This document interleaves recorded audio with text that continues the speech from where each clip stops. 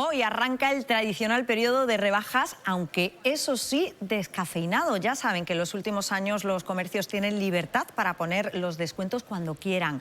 En cualquier caso, hoy hablaremos de rebajas en el contexto del gasto, que según la Asociación Española de Consumidores será de 181 euros por persona, y ya les adelanto que la mayoría, un 84%, picaremos en esto de gastar durante este periodo de descuentos.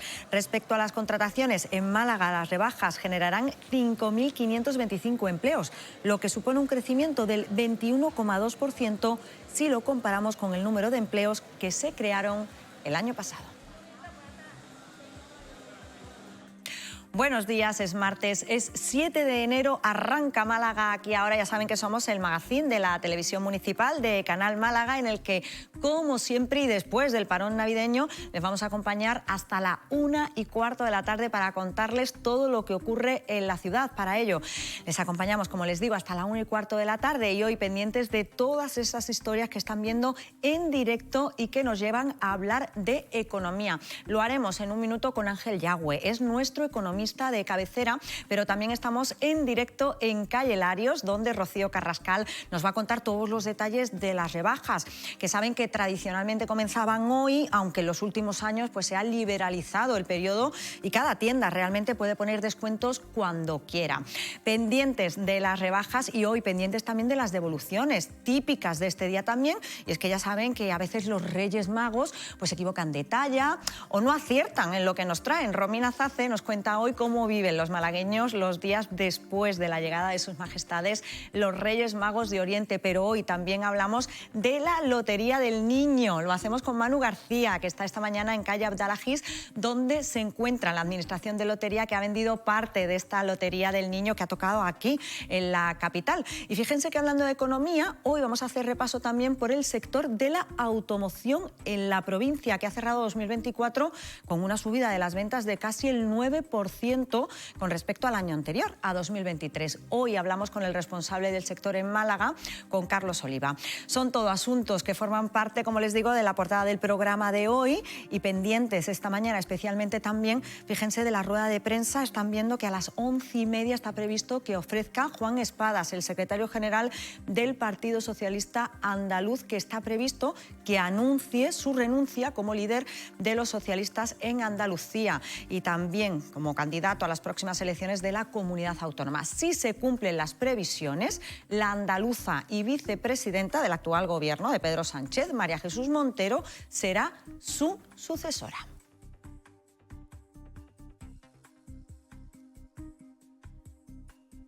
Bueno, pues estamos pendientes de esa rueda de prensa que, como les digo, tiene que comenzar, o tenía que comenzar, a las 11:30, son las 11:33, pero que todavía a esta hora no ha comenzado. Pendientes para contarles todo lo que ocurra, pero mientras tanto, la primera de las paradas nos va a llevar hasta el centro de la capital, hasta calle Larios. Allí está Rocío Carrascal, pendiente de la vuelta a la rutina de enero, y que hay más típico de enero, de esta cuesta de enero, que las rebajas. Buenos días, Rocío.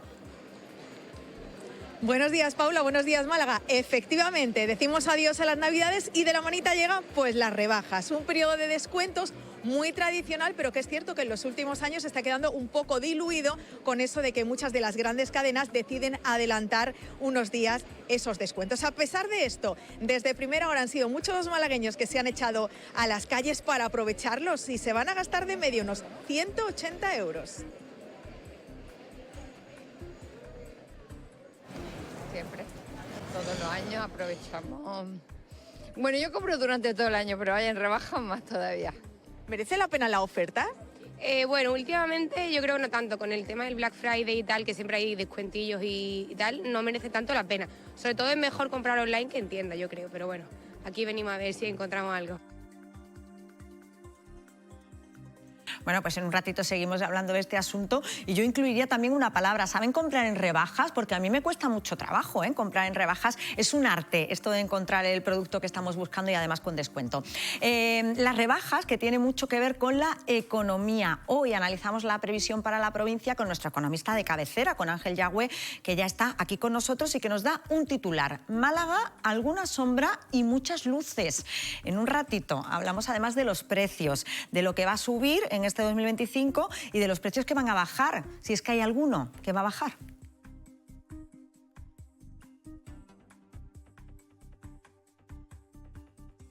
Situación económica que es mejor hoy para aquellos a los que la fortuna les ha sonreído y les ha tocado la Lotería del Niño. En la capital ha dejado un pellizquito y en una de las administraciones que vendió parte de ese premio de la Lotería del Niño está Manu García. Buenos días.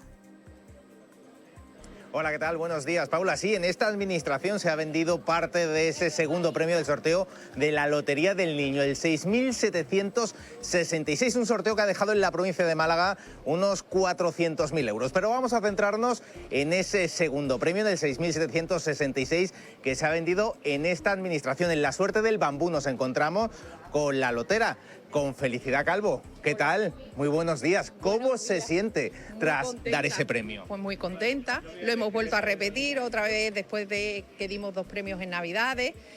Contentísima. ¿Cuánto ha caído del segundo? 35.000 euros.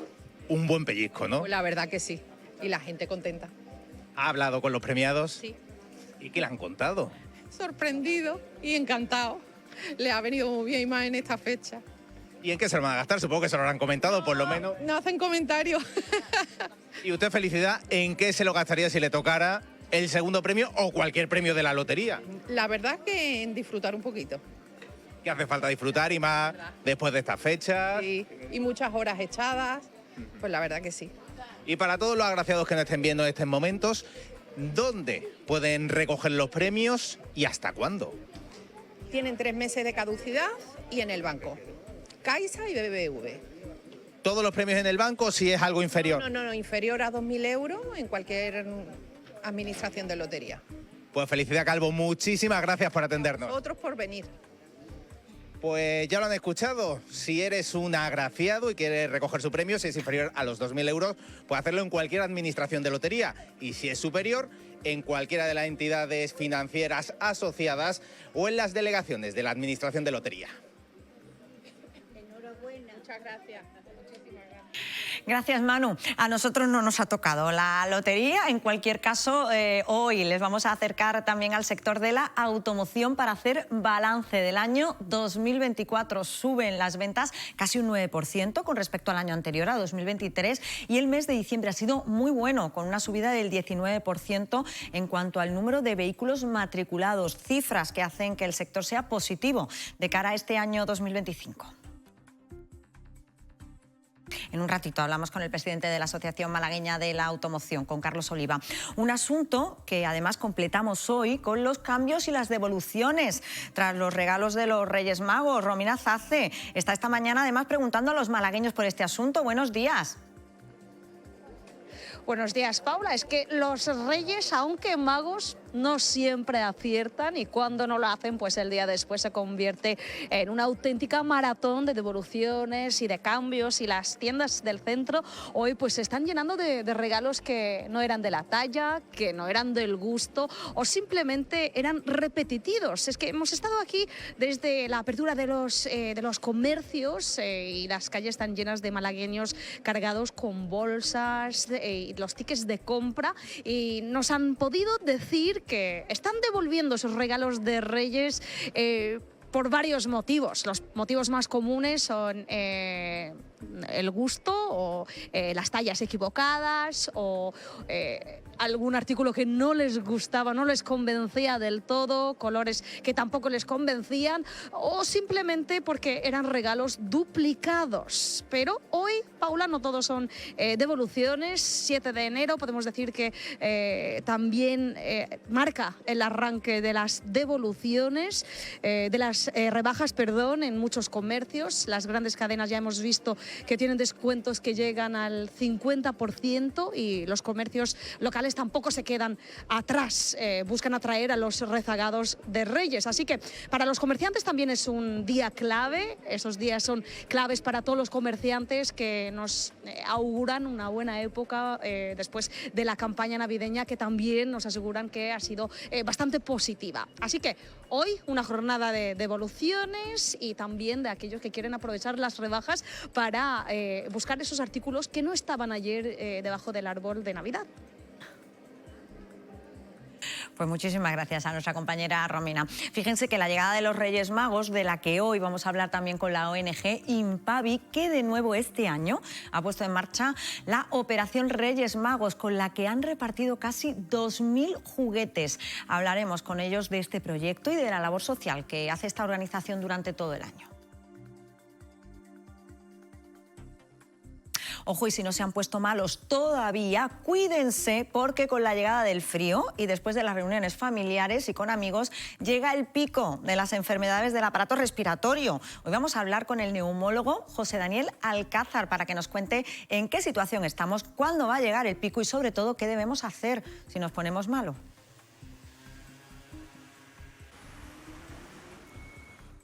Bueno, parece bastante evidente, pero siempre está bien recordarlo, Bueno, ahora les cuento que el pasado día 4 se celebró el Día del Braille, que además este año cumple 200 años. Hoy hablamos de este sistema de lectura para personas ciegas, sobre la importancia que tiene y sobre cómo ha evolucionado este lenguaje a lo largo de los años.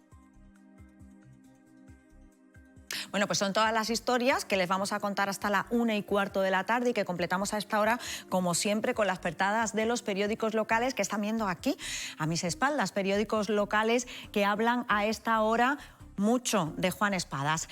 El Diario Sur, Pedro Sánchez fulmina a Juan Espadas. El secretario general del PSOE andaluz no se presentará a la reelección y abre la puerta a la llegada de María Jesús Montero. Es el titular de nuestros compañeros de Diario Sur a esta hora, cuando son las 11:41. Nosotros pendientes de que comience esa rueda de prensa de Juan Espadas, de la que vamos a hablar también en Mesa de Actualidad. Es la portada del Diario Sur, que completamos a esta hora también con otras portadas de los periódicos locales, en este caso Málaga Hoy, que también ha elegido a Juan Espadas en la portada. Juan Espadas anunciará que da un paso atrás en el Partido Socialista Andaluz a la espera de la candidatura de María Jesús Montero. Nuestros compañeros de Málaga Hoy en este caso.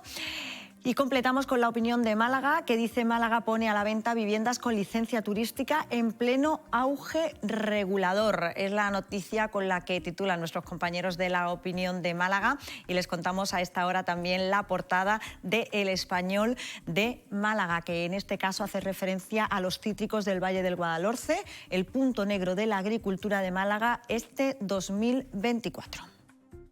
Y como cada día, les cuento también ahora la previsión del tiempo, que hoy viene marcada por la Agencia Estatal de Meteorología, que nos dice que tenemos cielos poco nubosos con intervalos de nubes bajas y brumas matinales en el interior, tendiendo a nubosos con nubes altas por la tarde. Las temperaturas mínimas bajan y las máximas se mantienen sin cambios. En la capital hoy vamos a oscilar entre una máxima de 18 y una mínima de 10 grados. Vientos que soplan flojos a moderados del noroeste.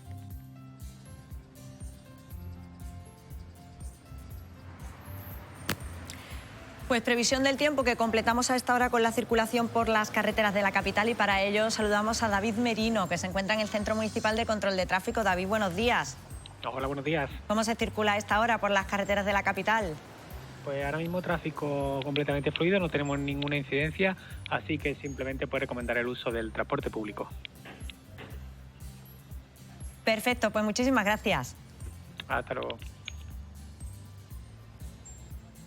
Bueno, pues 11:43 de la mañana en directo están viendo Canal Málaga, están viendo concretamente el magazín Málaga Aquí Ahora. Vamos a estar pendientes durante toda la mañana de esa rueda de prensa en la que Juan Espadas, o por lo menos esperamos que Juan Espadas anuncie pues que da un paso al lado, ¿no? Y le deja paso ya a María Jesús Montero, y que va a ser uno de los asuntos que hablaremos aquí en la Mesa de Actualidad. Pero como siempre tenemos a nuestros tertulianos, que hoy son Esther Molina y Pepe Seguí, o José Seguí. Bienvenidos los dos, buenos días. Buenos días. Qué lujo. Qué lujo, comenzar con vosotros. No, muy Mil agradecido gracias por invitarnos a estas charlas contigo, y que estamos satisfechos de estar aquí. El lujo es empezar así, ¿no? El año, Sí. ¿no? Bueno, empezar así una mañana de reincorporación con este impasse y esta mesa no está nada mal. ¿Qué os parece la noticia política del día, la que va a ser, o se supone que va a ser la noticia política del día? Bueno, hemos visto los titulares, por ejemplo, nuestros compañeros de Diario Sur no dejaban lugar a dudas y decían: Pedro Sánchez fulmina a Juan Espadas. La realidad es que está previsto que a las 11:30 Juan Espadas anuncie pues que no se va a presentar a la reelección como líder de los socialistas andaluces, y que tampoco concurrirá a las elecciones andaluzas, ¿no? Las próximas Pero un poco elecciones esperado, andaluzas. ¿no? Un poco esperado. Era un líder que estaba ya muy cuestionado. Ha perdido las tres últimas elecciones las ha perdido, y tampoco estaba muy conectado, la verdad, con el actual aparato del Partido Socialista. El desembarco de Montero, bueno, tampoco muy inesperado, la verdad.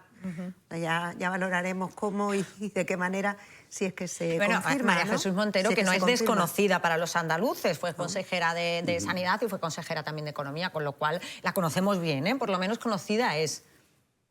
Sí, tuvimos en aquellos momentos, somos espectadores de aquellas intervenciones de la que entonces era consejera, pero me da la sensación que somos espectadores de un espectáculo en donde la verdad es que uno se pregunta muchas veces en donde parece que lo único que interesa es el poder, ¿no? Y por otro lado también los problemas de los ciudadanos, los problemas realmente cotidianos que se sufren, pues aparecen en segundo lugar. A mí me parece bien esto, pero no deja de ser, por lo menos yo lo veo como algo más de, no deja de ser un espectáculo, ¿no? Y esto, pues como ha dicho usted, pues muy Es bien. que la política ya hoy en día tiene mucho espectáculo. Nos vamos a ir en un minuto en directo, un minutito solo, en directo a esa rueda de prensa que está dando Juan Espadas a esta hora, son las 11:46. Me confirman que ya ha anunciado que no volverá a presentarse a las primarias. Capaz de fraguar esa opción. Decía ayer, por cierto, también de actualidad, últimamente hay más actualidad por este tipo de cosas que por otras. No sé si eso es bueno o malo. Decía ayer el primer ministro de Canadá, Trudeau, si tengo que librar batallas internas, no puedo ser la mejor opción en las próximas elecciones autonómicas. Él no decía autonómicas, pero aplíquense. Yo opto mejor por unir mis fuerzas, las de aquellos que creían y consideraban que debía presentarme a la reelección, que debía continuar con el proyecto emprendido, opto por unir mis fuerzas a una candidatura ganadora, sin duda, porque en lo que quiero que este partido siga concentrado, no es en esas disputas internas que decía Trudeau, sino justamente en ganarle al PP de Moreno Bonilla en las próximas elecciones. Justamente por eso, y no por otra cosa, decido apoyar una opción ganadora y dar un paso al lado. Corrijo, Estela, nunca atrás ni para coger impulso. Con cariño.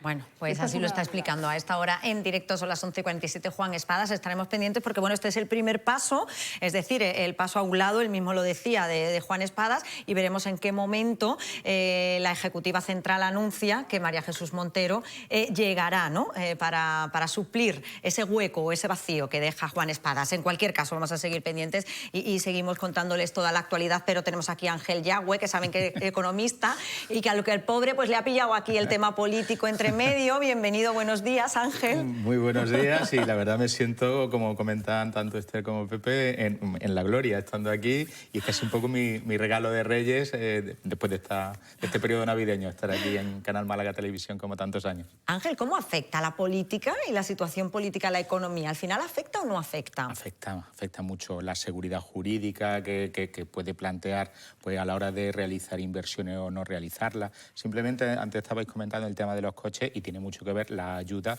pues por ejemplo, para potenciar el coche eléctrico, que si no se hubieran facilitado pues una serie pues de subvenciones o ayuda a su adquisición, pues le habría costado muchísimo más despegar. De hecho, el diésel está retrocediendo, porque además también hay un horizonte de que posiblemente esas bonificaciones fiscales que antes tenían pues también desaparezcan, con lo cual la gobernanza tanto de una comunidad autónoma como de un país, como incluso de nuestro contexto europeo, es fundamental. Da muchas señales sobre cómo va a ser la economía, si va a haber oportunidades de inversión o se van a dificultar.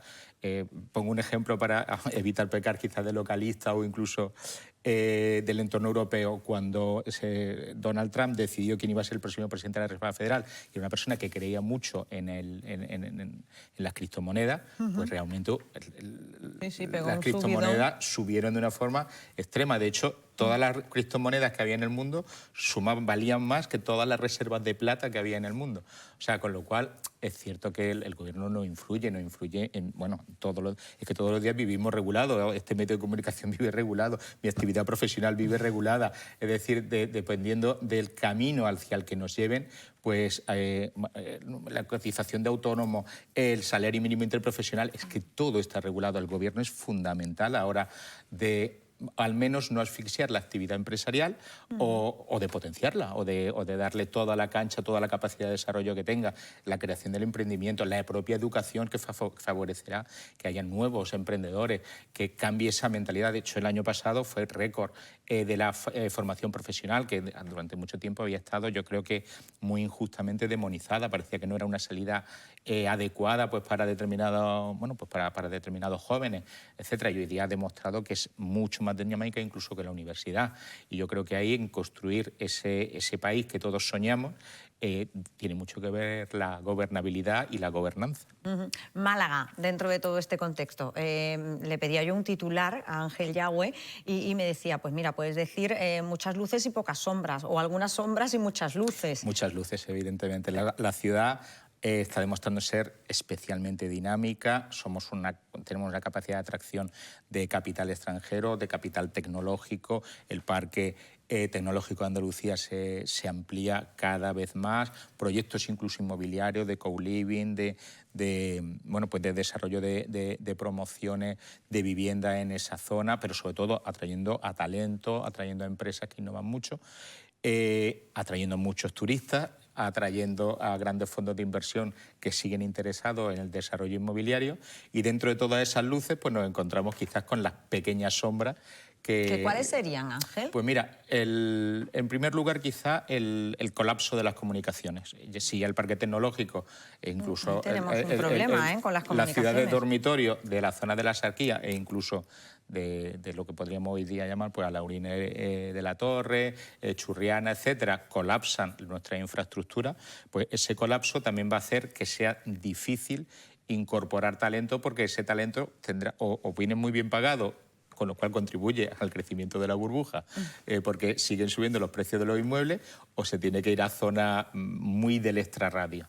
Entonces, claro, esa situación sí que va a ser una sombra. El encarecimiento lo hemos vivido en otros puntos de España, y creo que aquí en alguna ocasión también lo hemos comentado. El encarecimiento de la vivienda de una forma tan extrema como la que estamos viviendo, pues nos va a llevar también a ser menos competitivos. Las empresas que quieran fichar personal del exterior tendrán que sobrepagarles más. O sea, y eso al final también acabará en la inflación de la ciudad. Tendrán que sobrepagarles más porque los alquileres serán más caros, o la solución de adquirir una vivienda también será mucho más cara. O sea, con lo cual esas sombras las vamos a tener. Colapso en las comunicaciones, que ya las vivimos, incluso estas Navidades las hemos vivido, y el precio de la vivienda, que lo va a transformar pues realmente en un lujo demasiado lejano para muchas familias de economías normales, que antes pues sí podían acceder a comprar una vivienda, o muchos proyectos vitales de personas que empiezan a trabajar, que quieren formar sus núcleos familiares, etcétera, lo van a ver muy difícil, precisamente porque acceder a esa vivienda va a ser muy complicado. Claro, y yo creo que esto engancha, Ángel, con que a pesar de que Málaga cada vez está mejor, los malagueños cada vez se sienten más pobres. ¿Cómo sí, casa lo uno y lo otro? Bueno, pues por quizá la vivienda es un bien de primera necesidad, y está incluso constitucionalmente reconocido el derecho a una vivienda digna. Eso está claro. Si ese bien de primera necesidad, en la que además los españoles todos queremos ser propietarios, evidentemente. También, bueno, pues luego podríamos hablar del tema del alquiler y del extraordinario encarecimiento que ha tenido. No, es que ya ni de alquiler, porque durante mucha época decíamos, es que estamos mal acostumbrados, es que todo el mundo quiere una casa en propiedad, pero es que ya ni comprar ni alquilar. Claro, porque además competimos. Realmente el problema de la vivienda, yo creo que en nuestro país, y particularmente en Málaga, en las grandes ciudades de nuestro país, primero estamos viviendo una masiva migración, como casi desde los años 60 no se producía, a los entornos, a los grandes núcleos urbanos, a los núcleos urbanos favorecidos. Pues Madrid, Barcelona parece que no tanto, pero también de una forma intensa, Valencia y Málaga. Incluso más que Sevilla. Estamos resultando ser más atractivos. Y además, bueno, pues claro, hay mucha vivienda que que estaba vacía, que podía destinarse a alquileres baratos, que de repente se ha empezado a revalorizar porque se ha transformado en una especie de microhotelito que puede explotar con relativa facilidad. Y además ese inquilino te da casi menos problemas que el inquilino al que no se puede desahuciar o que tiene dificultades pues porque precisamente tenga una situación muy delicada, y nuestros tribunales, yo creo que también, afortunadamente, también protegen que esas personas de extrema vulnerabilidad, personas ancianas, personas con enfermedades graves, sean difícilmente desahuciables, y creo que eso es comprensible. Lo que pasa es que nuestro Estado sí que tendría que desarrollar algún tipo de ayuda para que ese coste lo soportemos entre todos y no solamente el arrendador, que si no de otra manera tenderá prefiere a un turista que viene 3 noches, que sabe seguro que no se va a quedar en su casa, que tiene subcontratada a una empresa que le limpia y le da entrada al nuevo y así sucesivamente, y puede rentabilizar enormemente una propiedad que de otra manera tendría muchas menos posibilidades de rentabilizar. Y eso tenemos que ser conscientes. El lado oscuro del triunfo o de la brillantez de Málaga es ese, es que los malagueños muchas veces nos sentimos un poco apartados de ese gran parque temático que empieza a ser la ciudad, ¿no? Un parque temático muy desarrollado y muy orientado pues para la llegada del turismo, pues también para el fomento de actividades económicas, pues la restauración, el ocio. Somos una ciudad culturalmente que se ha invertido mucho. Málaga ha dado un cambio radical en cuanto a inversiones museísticas, es decir, y eso hacemos que sea realmente, si nos ponemos a organizar un viaje, hay pocos destinos que sean tan completos. Te da sol y playa, gastronomía, actividades culturales, una ciudad muy viva, que realmente es una ciudad que tiene muchas cosas que quizás a lo mejor excesivamente viva. Eso iba a decir, casi demasiado viva, ¿eh? Yo creo que nos estamos pasando un poco. No, yo tenía 2 preguntas, Ángel, una muy doméstica, y es que los datos macro apuntan a una revalorización económica, a un crecimiento económico y tal. Sin embargo, y va relacionado con la vivienda, tú lo acabas de decir, yo hoy día no me podría comprar una vivienda que en su momento sí que pude dar una entrada e hipotecarme. Hoy día no. Mi poder adquisitivo ha ido mermando, mi capacidad de gasto ha ido mermando y yo cada vez soy más pobre. ¿Por qué ese crecimiento económico, es mi pregunta, no se traduce después en que en nuestra economía, en nuestro diario doméstico, pues también veamos un poco eso? Y la segunda pregunta es que esta mañana se publicaba el informe de la población en España. La población en España ha crecido muchísimo, relacionado precisamente con la acogida de migrantes. Pero, sin embargo, se publicaba un dato muy negativo, bajo mi punto de vista, y es que hay entre los 23 años y los 35 se ha producido se han ido muchísimos jóvenes, talento, una exportación de talento, digamos, de nuestros jóvenes, con un perfil además universitario, preparado. ¿Qué está pasando para que no seamos capaces de retener ese talento que nos cuesta a todos de nuestro bolsillo? Lo recuerdo, porque nuestras universidades son públicas. ¿Qué está pasando? Pues vamos con la primera pregunta, que me ha parecido muy interesante.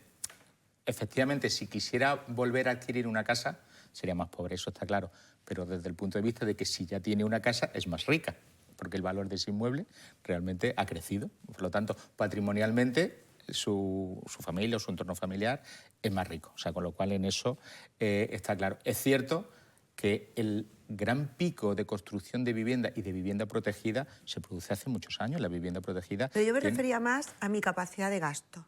O sea, con lo que yo cobro ahora mismo, tengo la vivienda, obviamente se ha revalorizado, pero con lo que yo cobro ahora mismo, que es lo mismo que cobraba hace, yo qué sé. Bueno, no digo yo particularmente, digo todos nosotros. Sí, en general. Sí, en general no se gana más. No, al revés.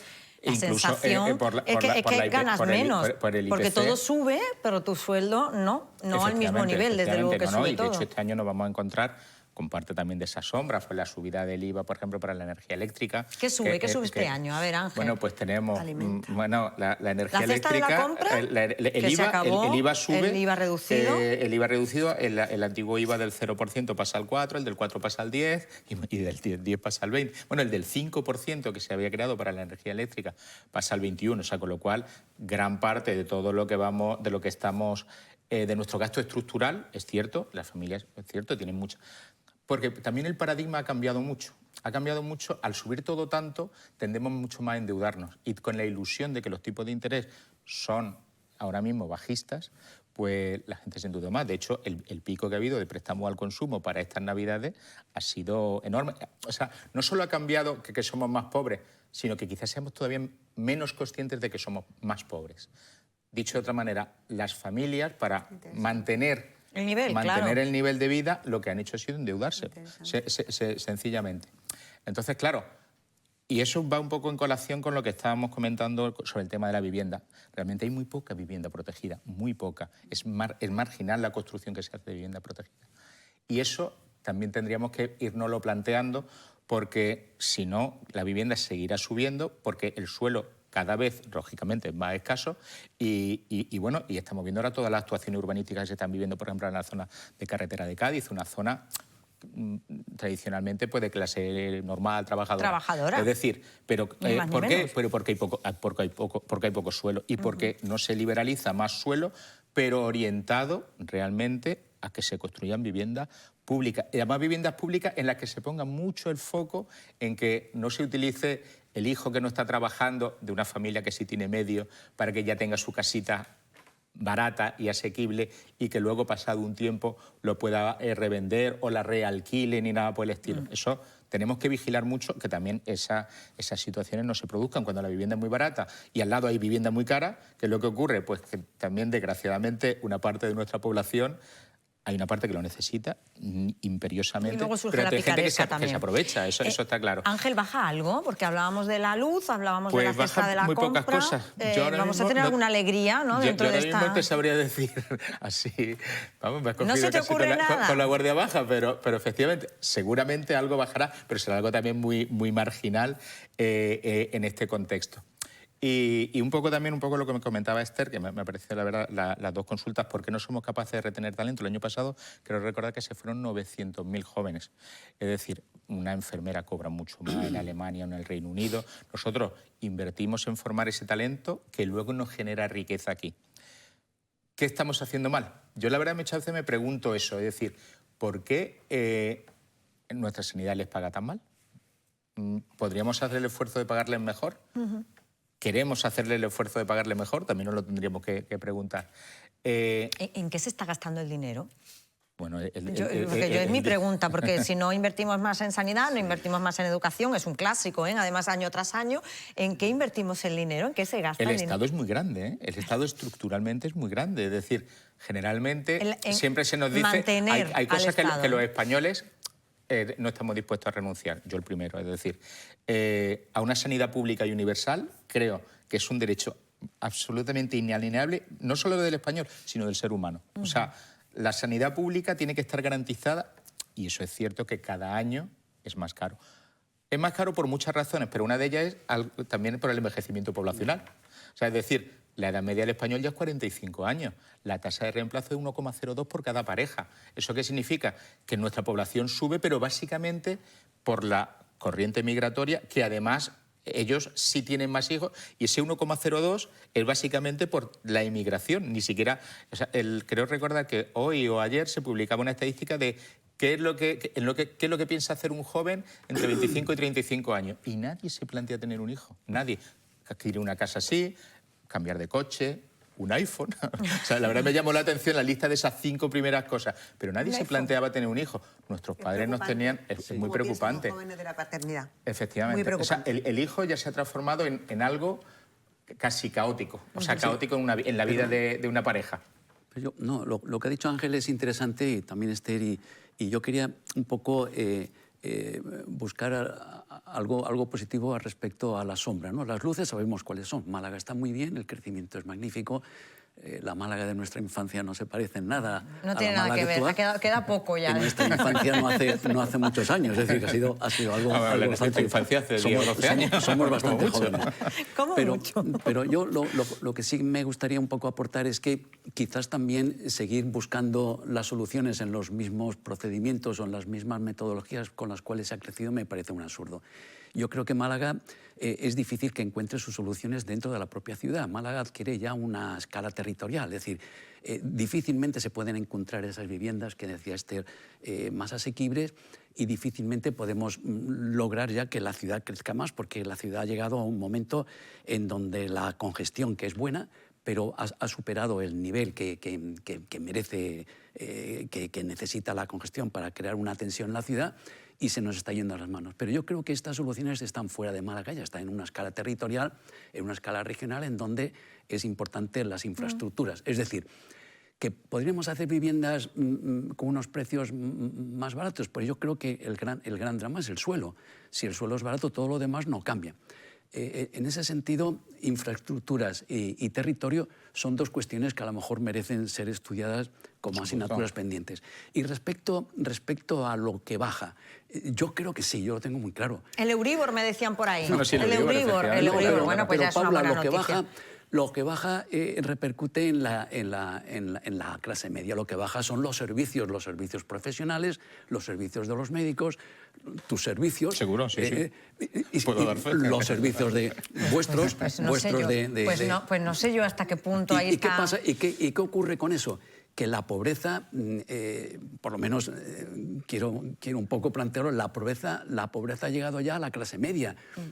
Yo tenía un amigo... Pepe, perdóname un segundito porque nos tenemos que ir al centro y ahora vamos a plantear este asunto porque además le iba a preguntar yo a Ángel Yagüe para que lo vayáis pensando si va a haber una burbuja, también tuvimos la burbuja inmobiliaria, va a haber una burbuja en esto de la clase media, es decir, al final hemos vivido las Navidades endeudándonos, está llegando la deuda familiar a unos niveles que vamos a ver qué va a pasar, cuando llegue un momento en el que cobremos todavía menos o todo suba más o no podamos hacer frente. Lo vamos a plantear en un minuto, pero me vais a permitir que nos vayamos antes a Calle Larios, porque hoy hablamos de rebajas. Saben que históricamente hoy arranca el periodo de rebajas. Es verdad que descafeinado, ya lo hemos comentado, pero nuestra compañera Rocío Carrascal nos da hoy todos los detalles. Hola de nuevo, Rocío.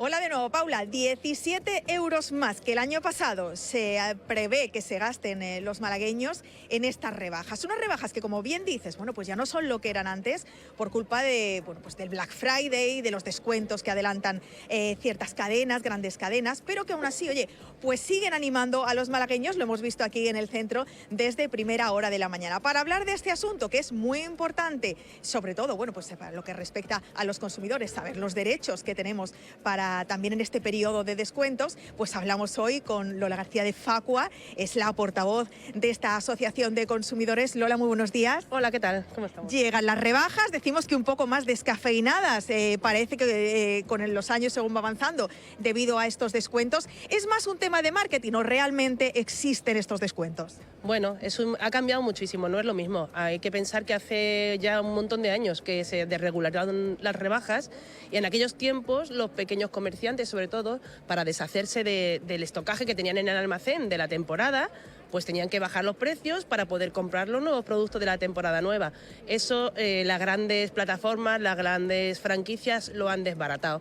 Ya no es lo mismo, ya hay rebajas todo el año, hay descuentos, promociones y es cierto que es complicado. No hay controles tampoco, que eso es lo que nosotros exigimos, que hubiera más control, porque lo poquito de regulación que queda tampoco se controla y hay cada vez más denuncias, sobre todo en las redes sociales, de consumidores que descubren pues que el descuento que se anuncia no está aplicado realmente. Porque eso te iba a preguntar, Lola, ¿cómo podemos los consumidores saber si realmente la prenda o el objeto que vamos a adquirir tiene ese precio de descuento? Pues la única manera de hacerlo es haciendo un seguimiento, de acudir al establecimiento antes de la rebaja para comprobar qué precio tiene y después ver qué precio tienen rebajas. Eso es lo que hacían los inspectores antiguamente. Acudían a los establecimientos, tomaban nota de los productos y sus precios y después en rebajas se comprobaba que efectivamente estaban bien aplicados los descuentos. Ahora la única manera que tenemos los consumidores es esa o despegar la pegatina para ver si está el precio anterior ahí, porque ya ni siquiera están anunciados los precios anteriores, así que se hace muy complicado. Hay que hacer un buen trabajo de investigación como consumidor. ¿Y los consumidores conocemos nuestros derechos? Bueno, yo creo que algunas veces sí y otras veces no tanto, porque sí que hay algunas confusiones en los productos en rebajas, pero es cierto que aunque un precio esté rebajado, no quiere decir que perdamos derechos. Es decir, en cuanto a la garantía de los productos, el derecho de devoluciones y todo eso, es el mismo en rebajas que fuera de periodo de rebajas. Pero sí que hay mucha confusión, por ejemplo, con devoluciones de productos no defectuosos, que no es obligatorio que el establecimiento nos haga una devolución, a no ser que lo anuncie, por supuesto, ¿no? en su publicidad, en el ticket. No todos los establecimientos ofrecen un cambio en un periodo y eso sí suele ser un problema que la gente no controla, es que no es un derecho, es un derecho de la tienda el poder ofrecerlo o no. Lo ideal entonces entiendo que sería informarnos previamente antes de comprar de las condiciones que cada establecimiento tiene con respecto a las rebajas. Correcto, sí. Ahora ya como están las rebajas ahora mismo planteadas, lo más importante es la planificación. Informarnos antes de los precios que había antes de las rebajas, ver si el descuento es real y merece la pena. Tomarnos nota de todo y además luego tendríamos que guardar los tickets por si en un momento dado tenemos que hacer una devolución de algún producto. La planificación sí puede conseguir que el consumidor se beneficie y tenga una ventaja económica en estas rebajas. Y si lo haces sin planificación, pues lo más probable es que lo que hagas es caer en el sobreendeudamiento. Principales consejos desde Facua para los consumidores en esta época de rebajas. Bueno, pues eso, planificar, valorar si la ventaja económica merece la pena o no, hacer incluso un listado de lo que realmente necesitamos. Si necesito una chaqueta, un pantalón, unos zapatos, voy a hacerme un presupuesto con los productos que realmente necesito y luego voy a ver si me sobra algo para poder permitirme un capricho, porque el problema es que caigamos en ese sobreendeudamiento, en comprar a crédito y la cuesta de enero se nos vaya a febrero, claro. Bueno, pues cuidadito con esta cuesta de enero que se nos puede hacer, como bien dice Lola, más complicada. Y como siempre, echar un ojito antes a las condiciones de cada establecimiento, que no nos demos un susto a la hora de querer cambiar esos productos que hemos adquirido. Muy importante. Hemos estado, Lola, esta mañana con los malagueños preguntándoles si iban de rebaja. Esto es lo que nos han contado. Yo hay determinadas cosas que compro en rebajas, sí, pero vamos, al repite interior. Eso es fijo de rebajas, ¿no? Sí, eso lo compro siempre en rebajas, porque la verdad es que, bueno, es algo necesario que se va estropeando y aprovecho. Aprovechamos para los básicos, ¿no?, que decimos normalmente. Sí, sí, para los básicos. Pues sí, un top de Brilli. Negro, muy mono, la verdad. Lo tenía ya fichado antiguamente y me lo he comprado ahora. Entonces, ¿sueles comprar en la rebaja, aprovechar esos días? Sí, la verdad, porque yo veo que es una oportunidad muy buena. Siempre, todos los años aprovechamos. Bueno, yo compro durante todo el año, pero vaya en rebajas más todavía. ¿Merece la pena la oferta? Bueno, últimamente yo creo que no tanto, con el tema del Black Friday y tal, que siempre hay descuentillos y tal, no merece tanto la pena. Sobre todo es mejor comprar online que en tienda, yo creo, pero bueno, aquí venimos a ver si encontramos algo. Ya he comprado, la verdad que he comprado ya algo. ¿Ya has picado? Ya he picado. No para mí, pero sí que he picado para mi mujer. ¿Suele usted comprar mucho en rebajas? No, digamos que un 15% de las cosas que suelo comprar. Bueno, ¿compráis mucho en rebajas vosotros? ¿Sois de los que esperáis a los descuentos?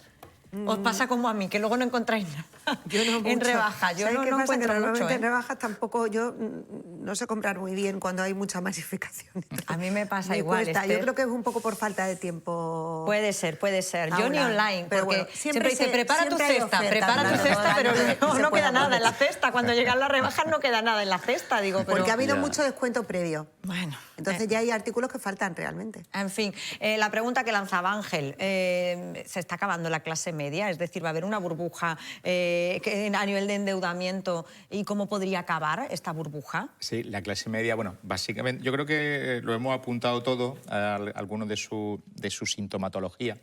Y es básicamente la clase media, vivimos en la ilusión de que estamos más o menos igual, somos profesionales, bueno, pues tenemos unas trayectorias laborales más o menos importantes, hemos tenido recursos, tenemos además casi, yo me atrevería a llamarlo el síndrome de Don Quijote, es decir, cuando Don Quijote creía que era un caballero andante y él, bueno, pues realmente los hidalgos en España no podía parecer que no comían.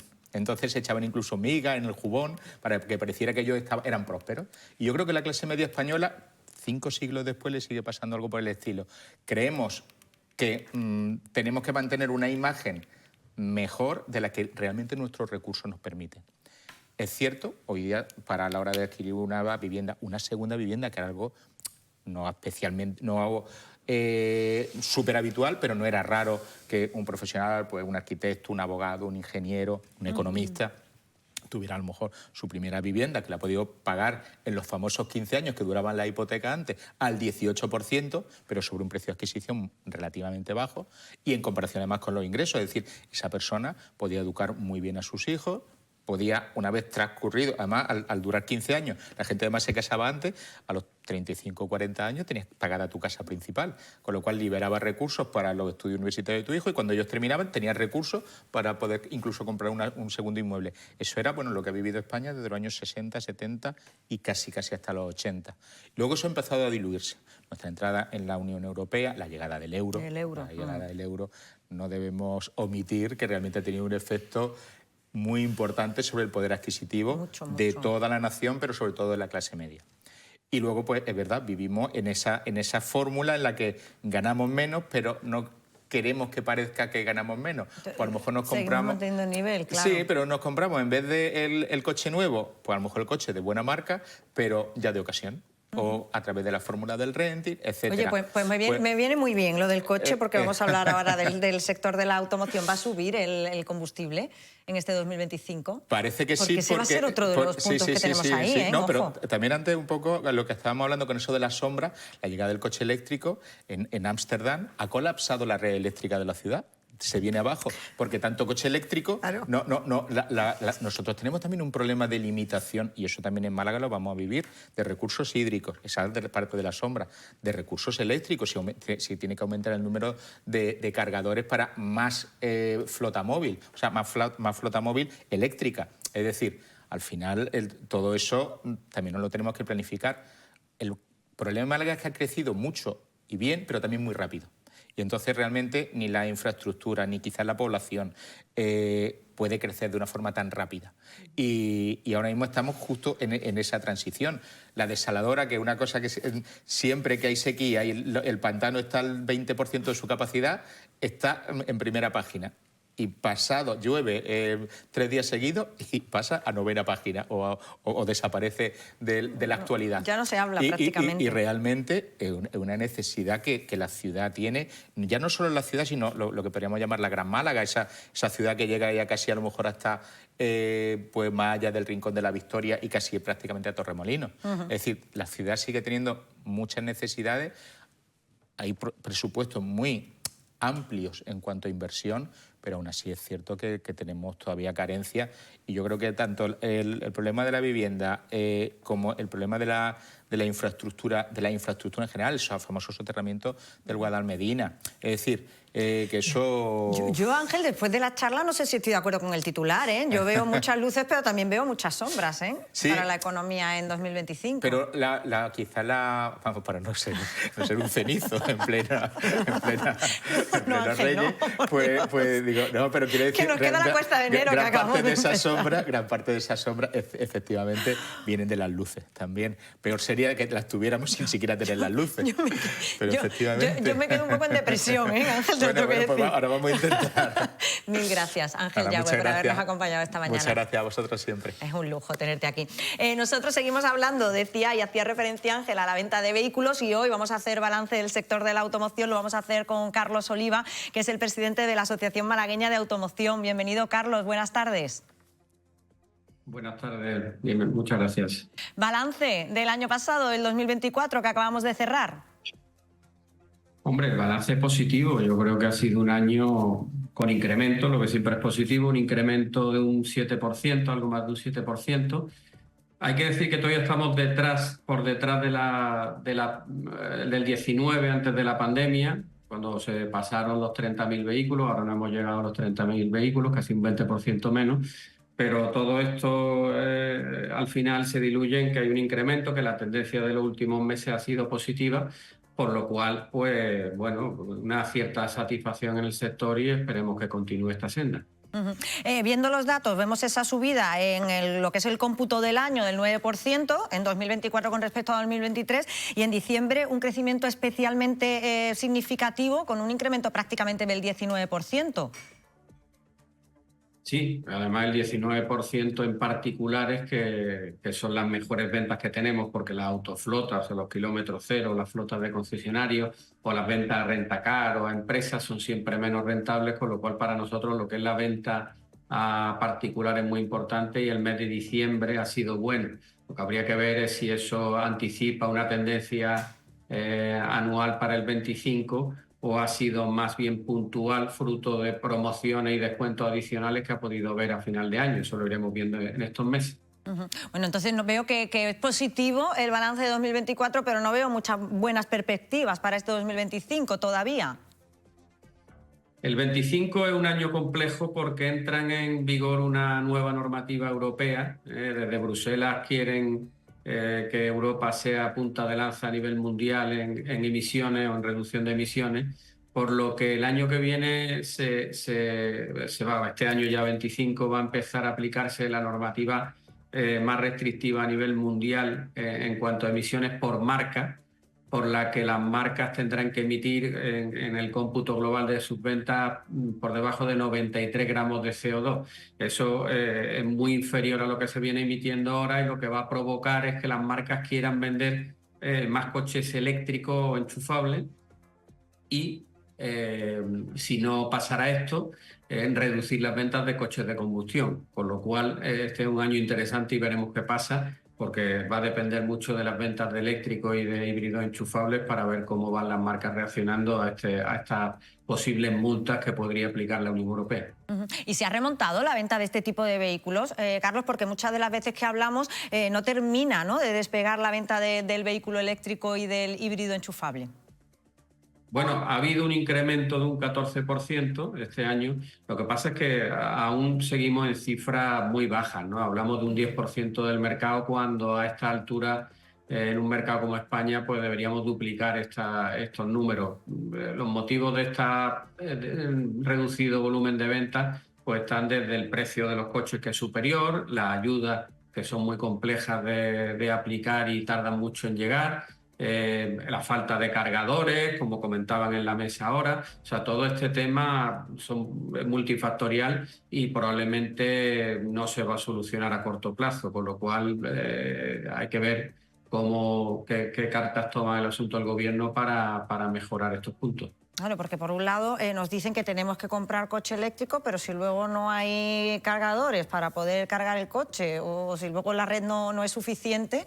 Decía antes Ángel Yagüe, que me imagino que Carlos lo habrá escuchado, que en Amsterdam había colapsado la red eléctrica. Estamos hablando de una insuficiencia hídrica, estamos hablando de que nuestra producción de electricidad, precisamente España, no es un país, de que nosotros tenemos que comprar electricidad fuera, con lo cual la electricidad es todavía más cara.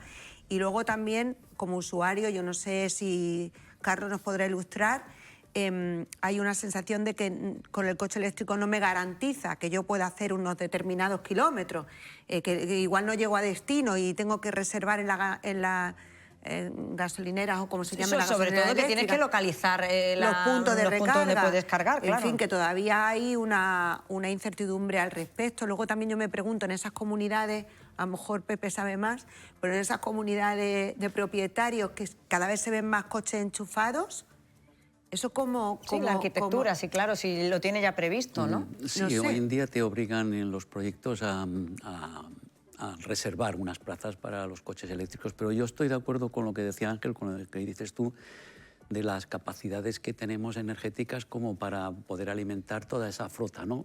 Y yo creo que pasa lo mismo como con la vivienda y como los desarrollos. Están bien los desarrollos, y ¿por qué vamos a endemonizar un desarrollo y un desarrollo de progreso como es el coche eléctrico, como es nuestra ciudad, que realmente tiene esa bondad, que es una de las cosas que hace que Málaga cada día sea más grande, con más atractivo y tal? El problema está en las infraestructuras muchas veces, ¿no? La mayoría de las veces, en que siempre van detrás de estas cuestiones. Yo tengo grandes dudas con el coche eléctrico, por lo que tú has dicho, Esther, y también porque conceptualmente el tema del discurso el discurso medioambiental en el cual se basa, tengo grandes dudas de que no sea más un discurso político que un discurso práctico. Ahí es donde yo quería ir, Pepe. Tengo que mis Europa, dudas, al menos. decía Carlos, que entra una normativa que la desconocíamos, hoy hemos aprendido algo, que obliga a las marcas les limita la emisión de CO2. Y digo yo una cosa, ¿alguien en Europa que se ponen a legislar sin conocer? Porque todo esto está muy bien, pero tiene que haber una transición energética. Y tiene que haber un margen.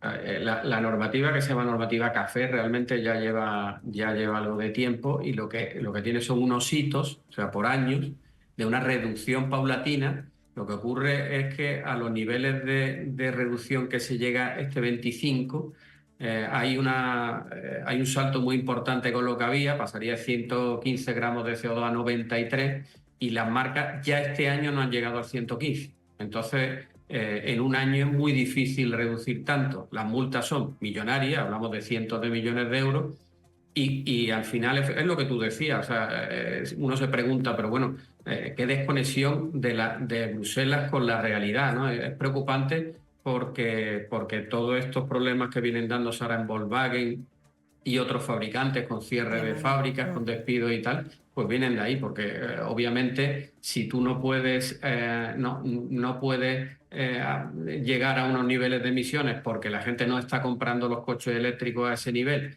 y por otro lado te multan con unas cantidades fabulosas, hablamos de miles de millones en caso de fabricantes como Volkswagen, pues al final tendrán que reducir la venta de vehículos, porque si por cada coche van a tener que pagar una multa, pues tendrán tal. Entonces, como tú dices, estoy de acuerdo contigo, es preocupante, sí.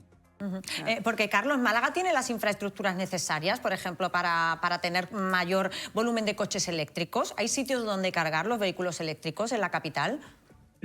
Yo creo que en Málaga, por el volumen que hay de flota eléctrica, no hay ningún problema. Ahora mismo podría duplicarse sin problema, triplicarse, no hay problema. Otra cosa es que haya los suficientes puntos de recarga como para que a la gente le dé confianza el comprarse un vehículo y tenerlo para uso, para si te quedas sin batería y te va a Marbella, pues que puedas circular y tal. Eso es otra cosa. Pero lo que es la red no creo que haya problema porque el parque es muy pequeño todavía. Porcentualmente, aunque las ventas sean de un 10% del peso ahora mismo, pero como realmente lleva pocos años venidos, hablamos de un parque todavía pequeño. A futuro habría que preocuparse, pero hoy no creo que sea el problema tanto lo que es la infraestructura de recarga como el que se asegure un poco de que tú puedas hacer un viaje. O sea, todo esto, hay otros países como Portugal, sin ir más lejos, en los cuales está mucho más conseguido la red de recarga y da más tranquilidad al usuario que en un país como España, en el cual tú, si sales de viaje, pues no ves por ningún sitio cargadores, tienes que estar buscándolo y, por tanto, hacerte tú el plan de viaje con respecto a los cargadores más que al revés, ¿no? Entonces, eso es un problema importante. Pues Carlos Oliva, presidente de la Asociación Malagueña de Automoción, muchísimas gracias por habernos atendido esta mañana. A vosotros, muchas gracias. Bueno, pues habrá que estar pendiente. Al final es un problema, porque claro, si desde Europa nos llega la normativa que nos dice que tenemos que comprar más coches eléctricos, pero luego no tenemos cargadores... Pero eso es como todo, dice la transición energética y tal que cual, y la emisión y no sé cuánto, pero ¿dónde están las energías alternativas? ¿Dónde están las energías alternativas? Deme tiempo, porque hasta ahora dependemos del petróleo. Hasta ahora todavía no hay un hidrógeno verde al que podamos acudir. El gas natural licuado no deja de ser todavía contaminante, aunque es menos contaminante, pero también lo es. En fin, no sé, el metanol, las distintas fuentes de energía, la solar, no están suficientemente desarrolladas como para sustituir el petróleo. Yo creo que es un proceso complicado, porque también visto Europa también a nivel global, también la crisis que en estos momentos está sufriendo Alemania, con lo que ha dicho Carlos, ¿no? con las grandes fábricas, por ejemplo, sé que la Volkswagen está cerrando fábricas y realmente por las noticias que tengo de amigos que trabajan allí, Alemania está cayendo en una crisis muy profunda y es posible que como consecuencia de todo esto también se generen nuevos gobiernos que empiecen a tomar otros criterios, ¿no?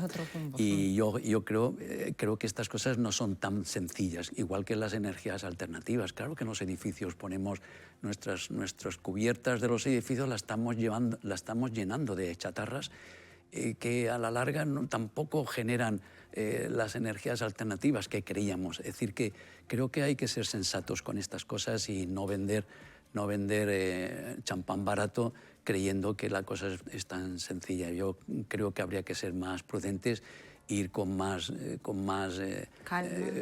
calma, sobre todo viendo las consecuencias futuras que esto puede traer, que creo que las va a traer, más que nada como observador de lo que pasa en Europa, por lo que los periodistas nos contáis a través de la prensa, que seguimos siendo lectores de prensa, estamos viendo que hay algunos países como Alemania que empiezan a verse signos muy preocupantes. Y cuando Alemania, que es el motor de Europa, empieza a constiparse, pues miran las barbas de tu vecino para ver por dónde van los tiros, ¿no? Es decir, Claro, y al final es un empobrecimiento también de la población, ¿no? Entonces me pregunto muchas veces desde Europa qué se está haciendo de una manera imprudente, porque el papel lo aguanta todo, ¿no? El papel lo aguanta todo. Sí, pero oiga, haga usted una programación. A mí me parecía también, y vuelvo un poco atrás, Pepe ha dicho antes una cosa muy interesante en el diálogo que hemos tenido con Ángel, y he estado reflexionando cuando se lo he oído, que decía, Málaga, por ejemplo, el colapso de la infraestructura, sobre todo de movilidad, ¿no? Claro, Málaga está creciendo muchísimo con nómadas digitales, con nuevas empresas, gracias a Dios, ¿no? Con atracción turística y tal, pero es que yo, por ejemplo, desde la Sarquía para acá, antes no había atasco y ahora es que no sabes cómo venir. Y desde el otro lado exactamente igual. Yo creo que la reflexión que ha hecho Pepe es interesante. Un diálogo desde el área metropolitana y mucho más allá. Es decir, inversión en infraestructura de transporte público, ferroviario, conexiones ferroviarias con localidades que no existen. Es decir, alternativa al coche, que también creo que es muy importante esa reflexión. Por ejemplo, en España siempre las referencias son difíciles, pero vamos a buscarlas en nuestro país para no irnos a los países súper desarrollados. Pero Madrid, en los años 90, hizo esta gran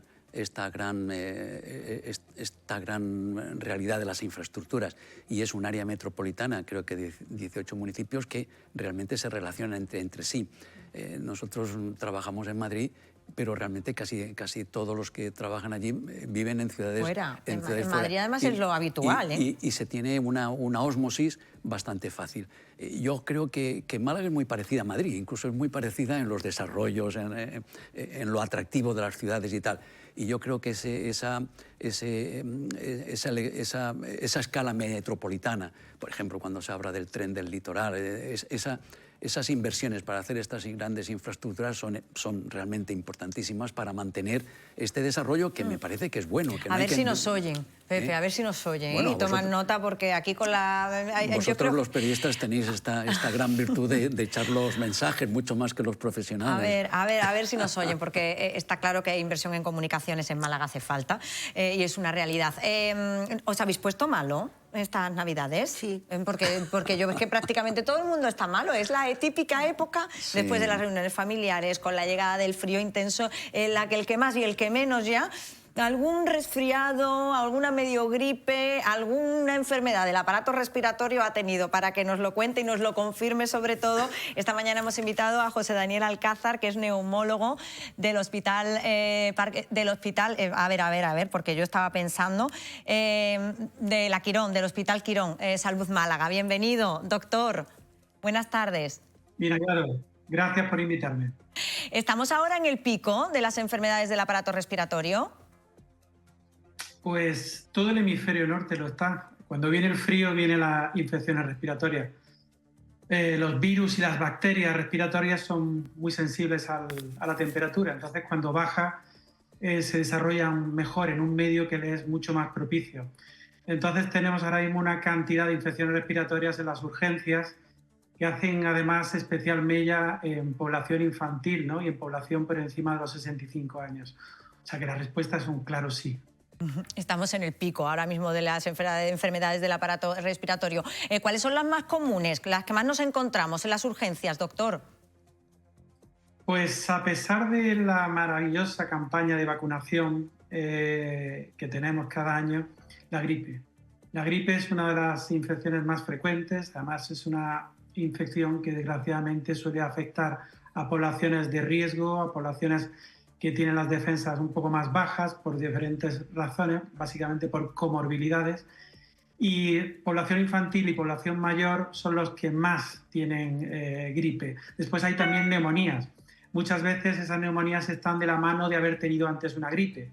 Es un factor que favorece la presencia de neumonías. Cuando hablo de neumonías, sobre todo me refiero a neumonías bacterianas, ¿no? La gripe es un virus y la bacteria es algo que se aprovecha de esa debilidad que produce el virus. Doctor, ¿cuándo hay que ir a urgencias? Porque hablamos mucho de que, bueno, pues al final si vamos a la primera de cambio, pues saturamos también las urgencias. En fin, al final un resfriado es un resfriado y si no va a mucho más, yo entiendo pues que lo típico, ¿no? Paracetamol, ibuprofeno y meternos en la cama o en el sofá. Pues sí, lo cierto es que voy a hablar de población adulta, ¿no? De los niños pues tienen otros criterios y tal, básicamente los mismos, que haya gravedad. Pero en la población adulta, sobre todo en aquella que tenga enfermedades previas como diabetes, como tensión alta o como enfermedades de la sangre u otra serie de cosas, de condiciones que lo ponen en una situación de debilidad, la verdad es que cuando empiezan a tener fiebre hay que ir directamente a urgencias. En gente normal, gente que no tenga enfermedades previas, la presencia de fiebre de más de 48 horas de evolución pues siempre hace un poco pensar en que una visita a urgencias puede venir bien. Esto también depende del estado general, ¿no? Si tenemos un buen estado general, aunque tengamos 38 de temperatura, pues podemos aguantar con paracetamol, como has dicho antes, ¿no? Entonces el estado general, pero sobre todo a partir de las 48 horas, sobre todo en personas de riesgo, es importante el visitar a urgencias porque podemos empezar, primero podemos diagnosticar a tiempo, que siempre es la clave de las infecciones, y tratar, por supuesto, en tiempo y hora, ¿no? Doctor, ¿sigue habiendo COVID-19 o ya nos hemos olvidado? Sí, lo que pasa es que el COVID no es una enfermedad realmente estacional, ¿no? O sea que todo el año tenemos este dichoso bicho. Gracias a Dios ya no tiene la letalidad que tenía antes, ¿no?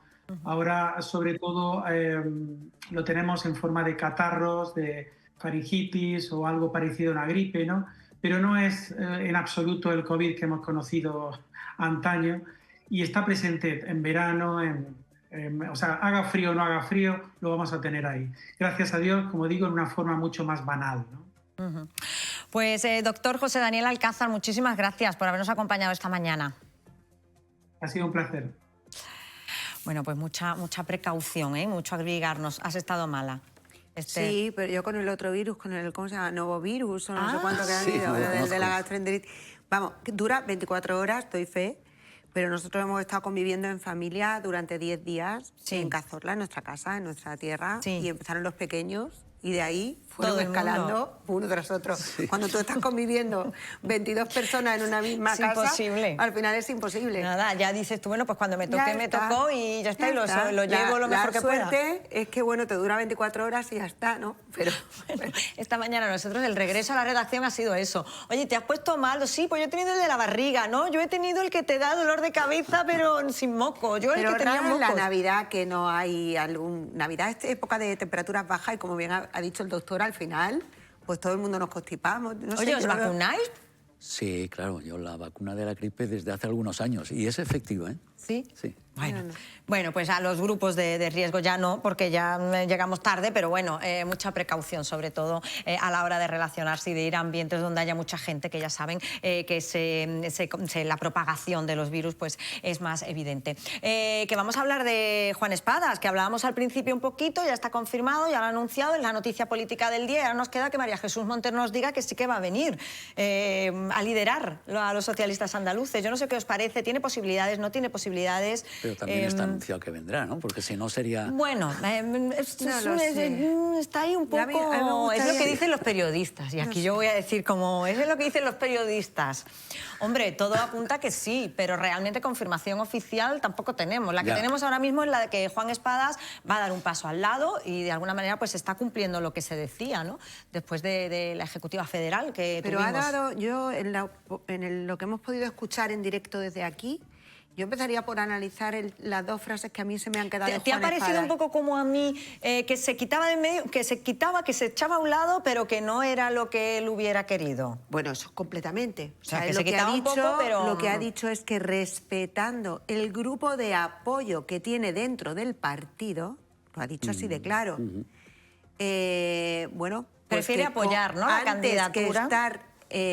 No, pero antes ha dicho otra cosa, que antes de estar en colisión y en discusiones internas y en peleas internas, lo ha dicho así, peleas internas, prefiero dar un paso al lado y apoyar una candidatura. Bueno, yo creo que puede haber sorpresas en los... Vamos, no lo sé, porque el Partido Socialista además se caracteriza por ser un partido muy disciplinado, en el sentido, ¿no?, de aunar siempre en torno a líderes que incluso los cuestionan, pero los siguen apoyando, ¿no? Sí. No es tan crítico con el liderato como pueden ser otros partidos, ¿no?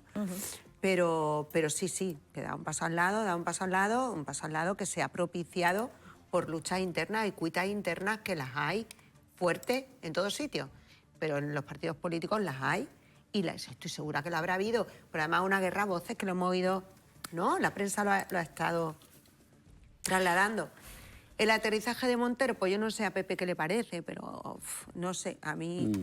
¿Creéis que puede ganar las elecciones andaluzas? Oye, y con había tanto otra candidatura, tiempo, ¿no?, que se apuntaba al Sí, PSOE, ¿no? algo he leído, algo he leído. Pero a mí me parece esto un poco... con el tiempo te vas dando cuenta, Esther, de que tienes que desaprender para aprender. Es decir, tienes que dejar de empezar a creer para volver al principio a creer. Y esto ya no por lo menos para mí no tiene mayor interés que un espectáculo, como he dicho anteriormente, pero creo bastante poco en ello. Es decir, evidentemente, después de un proceso tan magnífico que hemos sido testigos de esa transición extraordinaria y en la cual nos hemos formado todos, es cierto que a la larga te das cuenta que también en estos momentos se están produciendo unas confusiones bastante gordas que me hacen ser un incrédulo, ¿no? Lo cual, como decía Paula al principio en sesión cerrada, no deja de ser un acto de inteligencia, ¿no? Dejar de creer en estas cosas para volver a creer en la esencia de las cosas, ¿no?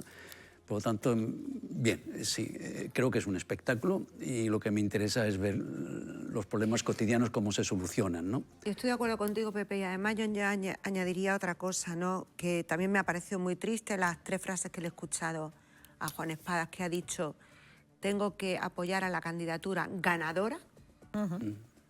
Doy un paso al lado por una opción ganadora. Ganadora para que no triunfe Juanma Moreno. ¿Estamos luchando por una candidatura ganadora para mejorar la vida de los demás? ¿O mejorar la vida de todos? ¿O aplicar yo creo que esto forma parte del juego Esto es lo que te hace ser un incrédulo. Claro, porque entonces, en el fondo es que no deja de ser también lógico, es un ejercicio único exclusivamente por obtener el poder. Es la imagen de Kubrick en la película 2001 de los monos, ¿no? Es decir, ¿quién coge el hueso para el poder? Es la vocación del mamífero que al final se convierte en irracional, cuyo único objetivo es el poder. Y claro, esto es lo que dices... ¿A esto hemos llegado en el ejercicio de la política? Yo todavía tengo que terminar de desaprender, Pepe, porque yo todavía soy pasional. Y hay que desaprender para volver a aprender. Intento luchar por lo que verdaderamente creo. Yo he tenido 5 años de experiencia política y te digo que mi intención fue servir siempre. O sea, decir, jolín, pues la vida me ha dado mucho y a lo mejor desde dentro, pues con mi corta experiencia y humildemente, algo puedo aportar. Entonces, obviamente, dentro de una ideología política que en lo local también queda bastante diluida. Pero yo bueno, seguiremos hablando de política, porque si no podemos estar aquí toda la mañana, pero les vamos a contar a los malagueños otra historia, que en este caso viene de la mano del aniversario del Braille, el sistema de lectura de las personas invidentes, de las personas ciegas. El día fue el pasado 4 de enero y se cumplieron 200 años de la creación. Para que nos cuente un poquito en qué punto estamos y cuáles son los principales retos que hay, cómo ha evolucionado sobre todo este tipo de lenguaje, tenemos a Lía Vil, que es promotora del Braille en Málaga. Bienvenida, Lía. Hola, buenos días. Cuéntanos un poquito, ¿cómo se celebra este día aquí en Málaga? Pues hemos hecho varios eventos. Hemos tenido un acto justo el día 3 de enero en la biblioteca de Istán, de un pueblo muy chiquitito de Marbella. Aquí en la propia sede de Málaga, de la 11, estamos haciendo algunos carteles en braille grandes para tener por el edificio y para que mis alumnos de braille puedan pues mostrar al final su modo de lectoescritura. ¿Qué supone? Porque ¿qué supone el sistema del braille, esta lectoescritura para las personas ciegas, para las personas invidentes? Pues depende mucho de la persona. Hay para muchos que es su modo de lectura, que igual se sientan por la tarde a leer y se sientan con una novela en braille de muchísimos volúmenes y les encanta. y hay para otras personas que es una adaptación, una facilitación para nuestro día a día, para nuestra vida diaria. Lo más básico como leer un ascensor o unos medicamentos, hasta poder adaptarnos el maquillaje, las cremas, las especias de la cocina, cualquier cosa que utilicemos en nuestra vida diaria o que haya en el entorno, ir a visitar una ciudad y ver un museo, cualquier cosa que está adaptada en braille, al final nos facilita mucho esta situación. ¿Y hemos avanzado en la adaptación del braille a todo nuestro entorno, a nuestro día a día? Sí, yo creo que poco a poco se va aumentando la accesibilidad en general, se va aumentando mucho los códigos QR, por ejemplo, con el sistema en audio, y también el braille. Yo creo que es un complemento, que tienen que utilizar ambas cosas, porque, bueno, tanto porque hay personas sordociegas que solo pueden usar el braille, no el audio, como porque además el braille es más accesible en un momento dado para algo sencillo, para algo corto de leer. Y aquí te pregunto, Pepe, ¿se incorpora además en todo lo que se construye? Claro. Sí, desde hace tiempo se vienen incorporando, lo ha dicho ella, fundamentalmente en los elementos más usados colectivamente en un edificio. Por ejemplo, en los ascensores, desde hace ya bastantes años es obligatorio. Y en todo aquello que tiene que ver con una lectura colectiva, ¿no? Me ha sorprendido lo de los 200 años. No sabía yo que A mí también me sorprendió. Que llevaba tanto tiempo tanto tiempo en vigencia, ¿no? Pero sí, en la arquitectura llevamos ya, yo diría, varios años incorporando todo el lenguaje, y a mí me parece que es muy útil y además necesario. Y como has dicho, es obligatorio. Que para llevar tantos años llevamos poco, integrándolo en nuestro día a día. Me ha sorprendido lo de los 200 años. A mí me ha sorprendido. Yo voy a algo que ella ha dicho que me ha llamado mucho la atención y nunca había pensado, porque es verdad que los grandes usos, pero ha dicho un maquillaje, un prospecto de un medicamento. Sí. Y yo he pensado inmediatamente, yo para todo eso ya necesito gafas. Obviamente no puedo pasar sin mis gafas para ver cuáles son mis cremas, darme cuenta de tal cual. Lo importante que eso podría ser avanzar por ahí, por ese camino, en las cosas más pequeñas y más domésticas, pues para que tu incorporación a la vida sea cada vez más completa, ¿no? O por lo menos tu conexión con la vida normal, ¿no? Que es lo que te conecta con el resto de personas, ¿no? Y del mundo, ¿no? Sí, ha cambiado la normativa de etiquetado braille y ahora se espera que de cara a entre 2025 y 2030 todos los productos vendidos en supermercados estén etiquetados en braille, porque hay muchas cosas que, por ejemplo, las latas, tanto de bebida, Coca-Cola, cerveza, Fanta, como de conservas, por ejemplo, atún, caballa, mejillón, son todas iguales, todas. Entonces, si quieres elegir una, si te da igual, pues bueno, abres y sorpresa, como dice una amiga mía, tu vida es siempre una sorpresa. Pero si necesitas una en concreto, tienes que estar haciéndole una foto, lata por lata, para saber lo que es y para que la inteligencia artificial te lo lea. Y creo que eso es mucho más incómodo, mucho más lento. En la cocina cocinando mucho más sucio, porque al final, aunque te laves las manos, pues abre un armario, coge una lata, saca el móvil, anda una foto. Creo que es mucho más cómodo y creo que sería lo lógico que estuviera todo etiquetado online. Totalmente. Lía, muchísimo más lógico. Muchísimas gracias por habernos acompañado esta mañana. Un beso, Lía, muchas gracias.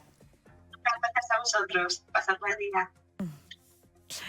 Bueno, pues al final no caemos en estas pequeñas cosas, ¿eh? Una tontería como usar una crema, ¿no? O, por ejemplo, como decía ella, cuando estás cocinando, el poder coger una lata u otra, claro, es que es de lógica. Ojalá que se cumpla y se ponga el braille en todas las latas, en todos los productos. Esto es más interesante que se cumpla que no lo que hablábamos de los automóviles. Pepe, Esther, muchísimas gracias. Que me habéis hecho más llevadero, ¿eh? La vuelta a la rutina, ¿eh? Con tertulianos como estos vuelvo yo después de las vacaciones. Eso se lo dices a todos. No, no te creas, Pepe. Muchísimas gracias a los dos. Gracias. Nosotros seguimos, continuamos, todavía nos quedan historias, pero antes de continuar contándoles otras historias, vamos vamos a saludar a nuestro compañero Pedro Jiménez, que nos va a hacer hoy repaso por todas las noticias en las que están trabajando nuestros compañeros. Pedro. Hola Paula, ¿qué tal? Muy buenas tardes. Pues comenzamos esta vuelta a la rutina del año después de esas vacaciones de Navidad, hablándoles de política. Es la noticia política del día a nivel regional, también a nivel nacional, porque están muy pendientes en otras regiones y en el resto de España. Y como ya habéis comentado en el programa, el secretario general del PSOE de Andalucía, Juan Espadas, ha anunciado esta misma mañana que no va a concurrir al proceso de primarias que afronta el PSOE regional para renovar su liderazgo, y va a ser, palabras textuales, va a dar un paso al lado para apoyar a otro liderazgo que renueve este proyecto y lo pueda convertir a dicho ganador en 2026. Recordamos que ese año, 2026, el próximo año, tendrá lugar las elecciones regionales a la Junta de Andalucía. Así lo ha anunciado esta misma mañana, como decimos, el líder por ahora del PSOE andaluz, coincidiendo con el inicio hoy del periodo de presentación de precandidaturas a la Secretaría General del PSOE andaluz, que estará abierto entre hoy y el próximo viernes día 10. El Congreso Regional, recordemos, para elegir al nuevo secretario andaluz se va a celebrar los días 22 y 23 en la localidad granadina de Armilla. Así que el PSOE ha abierto ahora mismo ese plazo de precandidaturas para ver quién será el próximo o la próxima secretaria general del PSOE en la región. Y cambiamos totalmente de asunto y miramos ahora al cielo, en concreto a la calidad del aire, porque un informe que ha presentado hoy mismo Ecologistas en Acción nos da muy buenas noticias en Málaga, porque asegura que Málaga capital es una de las 9 ciudades españolas con mayor contaminación del aire por dióxido de nitrógeno. En concreto, en Málaga, asegura esta ONG que ha realizado estudios de contaminación del aire en una de las estaciones oficiales, en concreto en la que hay en la avenida Juan 23, y ha medido una media anual igual o superior a los 30 microgramos por metro cúbico de aire de este dióxido de nitrógeno, frente a los 20 a los que se debería llegar a alcanzarse antes del 1 de 2030 y los 10 recomendados por la Organización Mundial de la Salud. En Andalucía también están en este fatídico ranking, por decirlo de alguna forma, Granada, Sevilla y Córdoba. Y ahora vamos a hablar de una información de servicio a la que tienen que estar muy atentos los andaluces con más de 65 años, porque la Consejería de Inclusión, Juventud y Familias ha anunciado esta misma mañana que va a prorrogar hasta el 31 de diciembre de este año, de 2025, las ayudas para adquirir productos ópticos a todos aquellos que tengan la tarjeta 65 que otorga gratuitamente la Junta de Andalucía. Van a tener un descuento en algunos productos como lentes o monturas de hasta el 55%. Recordemos que esta tarjeta de mayores de 65 años tienen en Andalucía más de 1 millón de personas. Y así ya nos vamos de este avance informativo, y recordarles solo que hoy vamos a hablar también de la conciliación familiar que han hecho hoy los malagueños con sus hijos, que han tenido que conciliar, porque recordemos que en Málaga capital hoy no hay colegio. Ya comienza mañana, así que ya será esa vuelta total a la rutina. Buena pregunta, Pedro, buena pregunta. ¿Qué han hecho los padres con los niños en esta jornada laborable, pero no escolar? Son los asuntos. Gracias, Pedro, que nos van a contar nuestros compañeros de informativo. Ya saben, a las 2 de la tarde y a las 6 en la tele, y a partir de las 2 de la tarde en la radio, en el 97.4 de FM. Nosotros, un minuto a Publi, pero volvemos.